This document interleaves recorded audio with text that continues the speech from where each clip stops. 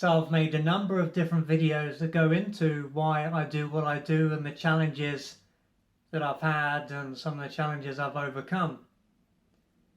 And there's been something else that I've been thinking about talking about for a while. And this is the challenges I had growing up when it came to learning and education, because this was something that was very difficult for me. My time in the education system, it wasn't very easy. It was an absolute challenge. And if someone said to me at the time, when you're older, you're going to be writing articles and books, I would have thought, this person is definitely on something, because I wouldn't have been able to believe it. And a number of years ago, but before I say that, when I was younger, I had severe learning difficulties. I wasn't diagnosed as being dyslexic, but at school, at primary and secondary, I would often go to these special needs classes where I was separated from other children, and there was other children or pupils with me, and we would learn different things. So we'd be taken out of the classes that other people were in, and this would give us a chance to catch up, or try to catch up, and to learn in a way that was easier for us to learn. And so, as I was just saying, a number of years ago, I came across a document, let's say, that went into a time when I saw an educational psychologist. And this basically went into a lot of the challenges I had when I was around 7 years old. And although it was a good thing that I saw someone like this, looking back, it's probably a shame I didn't see a normal psychologist, let alone an educational psychologist at this age. Might have given me some of the assistance I desperately needed at this stage of my life, but with that aside. So I came across this document, I've got it here, and it said it's a psychological report. And it goes into a lot of the challenges I had at this stage of my life. And it says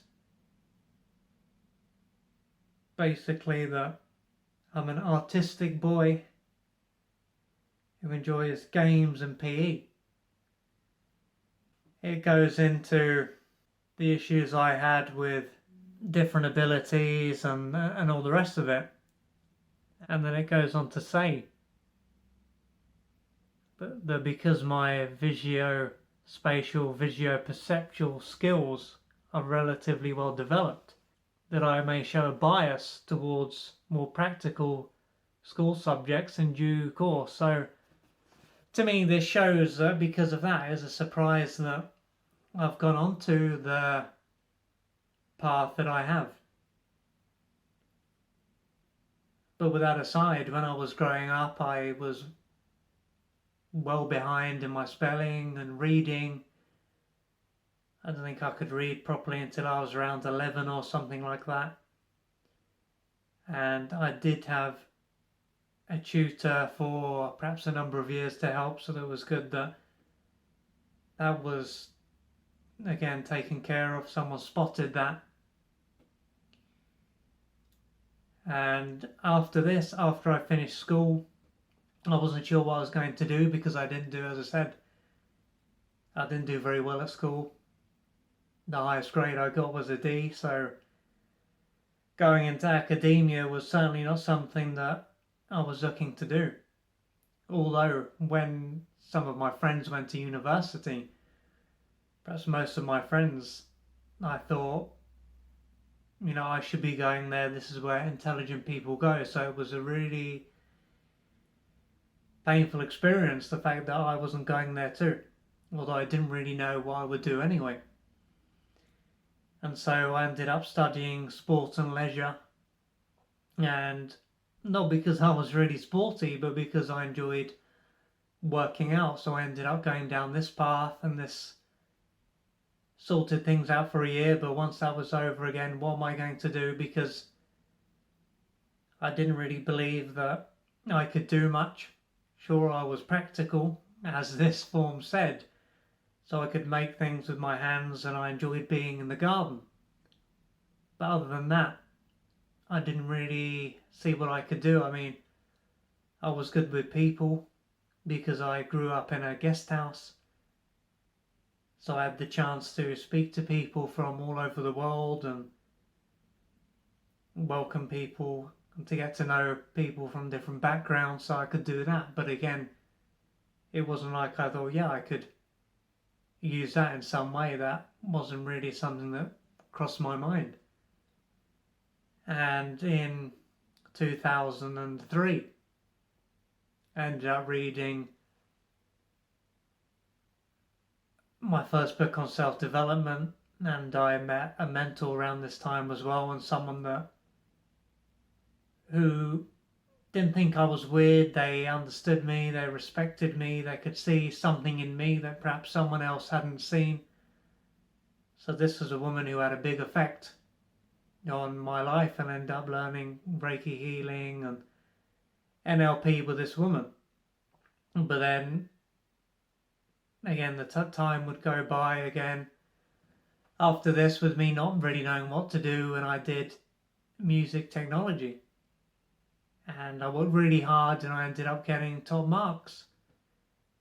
And to achieve this I think it's triple distinction, was massive for me because it allowed me to see actually I can do things.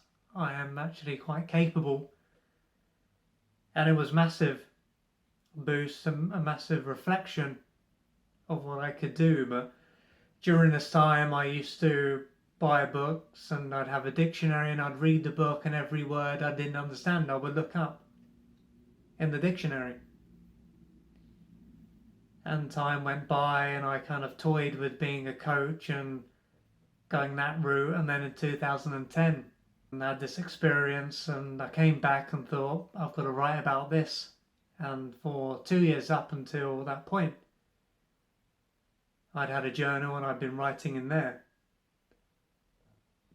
And when I was studying music tech on the third year, or perhaps the second year, I had the chance to write about my understandings of psychology, and I really enjoyed this.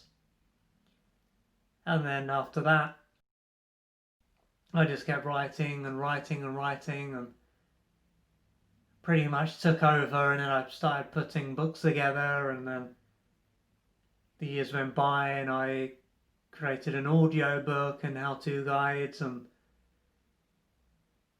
and courses as well. And throughout this time, not only was I trying to prove to others that I was capable of, I was also trying to prove to myself that I was capable and that I could do something. And so as I look back now on what I have achieved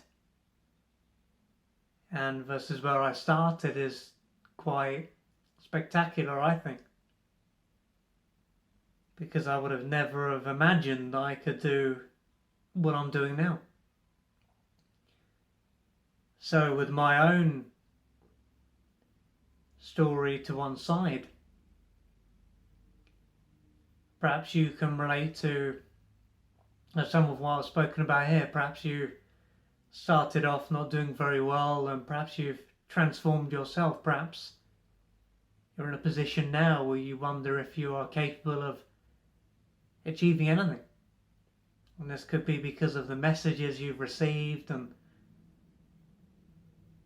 what's going on for you and the challenges you had as a child. Perhaps you are allowing the idea that was formed of yourself when you were younger to define your life now. And perhaps even though you didn't do well then, it doesn't mean you can't do well now. Perhaps when you were younger you were too traumatized, too stressed to actually be able to learn anything. And so perhaps you need to question what you believe and to see that you are actually quite capable given the right support. So perhaps you just need the right support, the right nutrients, and you can fly high, as they say. But in order to do that, you may need to find someone who believes in you. Because I look back and think, if there wasn't people who believed in me, all the mentors and the people who have assisted me, I probably wouldn't be doing what I'm doing today. Because no one is their own island, no one is self-made. I'm certainly not. But what I will say to you is, don't allow other people's limits that have been placed onto you to limit you.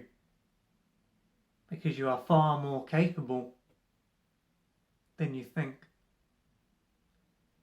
So please reach out for support, assistance, encouragement, so that you can fulfill your potential.